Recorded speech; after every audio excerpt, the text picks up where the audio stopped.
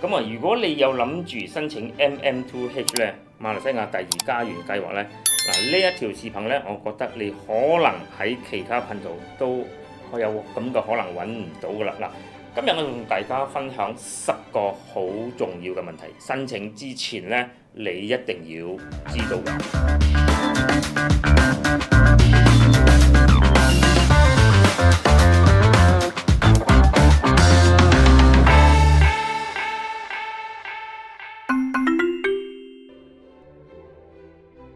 第一條問題咧就係、如果你揾咗一間 agent 公司嚟同你做代理啦，申請 MM2H 啦，咁咧你以後咧你就唔可以再改其他公司噶啦。嗱，譬如話2年後或者5年後你要續你個 MM2H 啦，你都始終要揾翻之前嗰間公司嘅，你係唔可以再改嘅。嗱，都唔係話唔可以改嘅。如果你要改呢，即係如果你真係要話你一定要改，咁你就要同嗰間公司呢攞一封信，就所謂叫做 release letter 啦，就釋放你。咁呢你就變咗自由人，你可以自己再去揾翻其他 agent 公司，好重要嘅呢一點。同埋你都要同個旅遊局去申請，話你要轉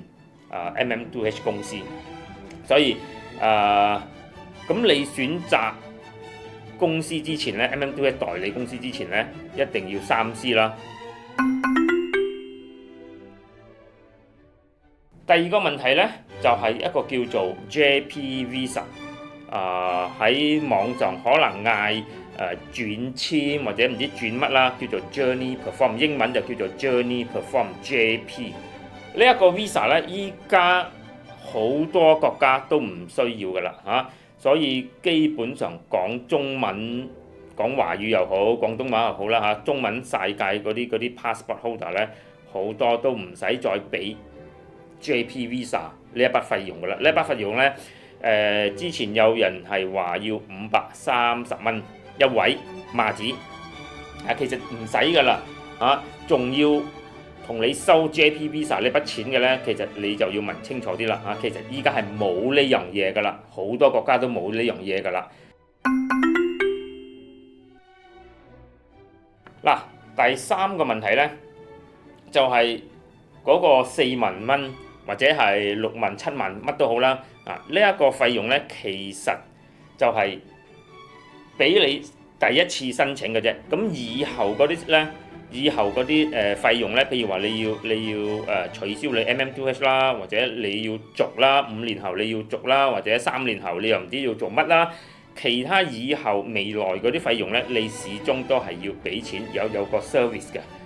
咁呢啲 service 咧，由可能幾百蚊到幾千蚊都唔頂嘅，所以你都要問清楚你個 agent。如果你成功申請咗啦，已經批咗啦，咁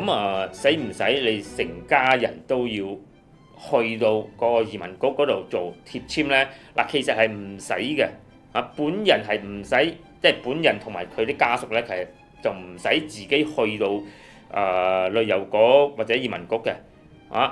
只不過你即係成家人呢，始終都係要嚟馬來西亞一趟。嚟一次都係要㗎啦，因為佢都要睇到你有個入境記錄嘅，你就唔可以話你唔嚟啦，你將個 passport 揾人帶過嚟，咁唔得啦。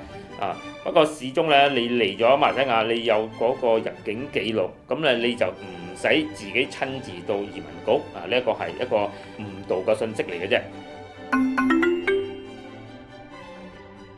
FD，OK？個定期存款個利息咧，利率有幾多咧？今年9月份啦，9月份大概如果你係用美金嘅美元嘅，大概喺3.7、3.9之間啦美元。如果係用馬紙嘅咧，係會少啲嘅，可能係3.2至3.5左右。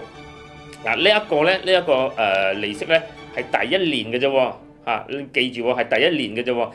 咁第二年咧個利率就冇咁高噶啦，可能係得翻個2點幾嘅啫，就唔好諗住第一年有3.7、3.9，咁美國加息啦，又減息啦，你都會喺可能3點幾咁樣，其實係唔會嘅，係俾你第一年嘅咋，第二年咧就好低㗎啦。我哋知道咧，依家你要擺15萬或者係50萬或者100萬美金㗎嘛，嗰個定期存款擺喺銀行，咁當然你可以攞一半出嚟啦，買咗樓。只不過咧，你要清楚，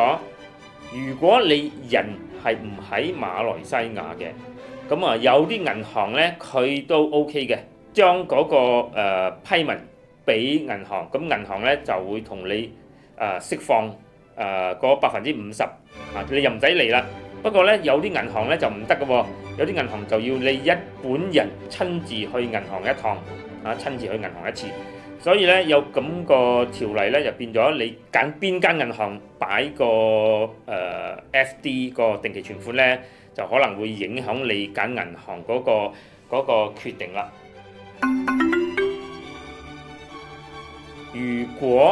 如果未來唔知幾年啦5年後、10年後，政府決定要改一改個 MM2H 嘅條款，得唔得呢？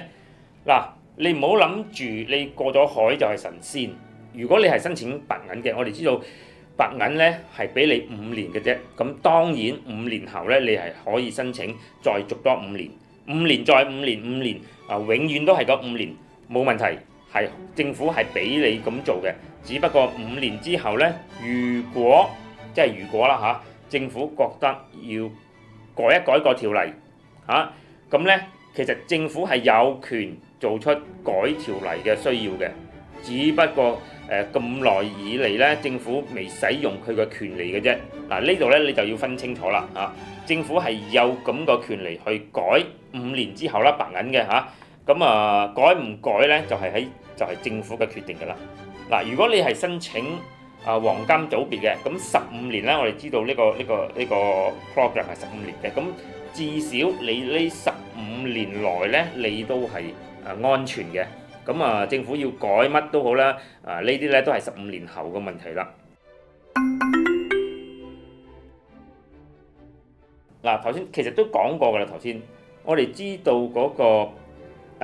Platinum 白金嗰個20年啦，黃金15年啦，白銀就5年啦。咁始終佢俾你個簽證咧都係5年嘅啫，每5年你都係要去續嘅。咁有咩區別咧？頭先其實我講過㗎啦。白金嘅咧，你有20年，就你喺呢20年之內咧，你都係安全嘅。咁至少政府咧唔會去改條例咁20年之後咧，你可以續5年。咁改唔改咧？20年之後呢個咧就係政府個事啦。政府係有權改嘅。改唔改就係佢嘅事啦咁至少佢係有權改。黃金都係咁咯，你個安全期咧就15年。咁白銀就5年，5年後咧政府有權改，改唔改唔知，就政府自己決定。呢個要清楚啦。如果有啲人，如果你係攞住有啲國家嘅護照，譬如話嗰啲太平洋嗰啲島國護照啦，或者係嗰啲加勒比海嗰啲島國護照啦，攞呢啲護照個申請人咧，你就要好小心啦。你就要 check 會唔會批俾你 MM2H 會唔會批俾你？第一個問題。咁第二個問題咧，就算批咗俾你銀行會唔會俾你開個戶口？即係喺佢哋銀行開唔開個戶口咧？呢一個就要好小心啦。就因為咧都有啲人佢哋就 MM2H 咧就批咗俾佢哋啦，佢哋已經過咗骨㗎啦。不過咩咧？銀行就唔俾佢哋開銀行戶口咁個情況咧，其實係冇用嘅，等於白費嘅啫，就係嘥咗錢去申請嘅啫。因為你戶口都開唔到，你15萬又擺唔落去，咁咧你可能又怨個政府，哇點解你又俾我申請咗，又銀行又唔俾我開呢啲咧就唔關政府事㗎啦，因為呢啲係你同銀行同嗰間銀行個事你就要好清楚啦，申請之前。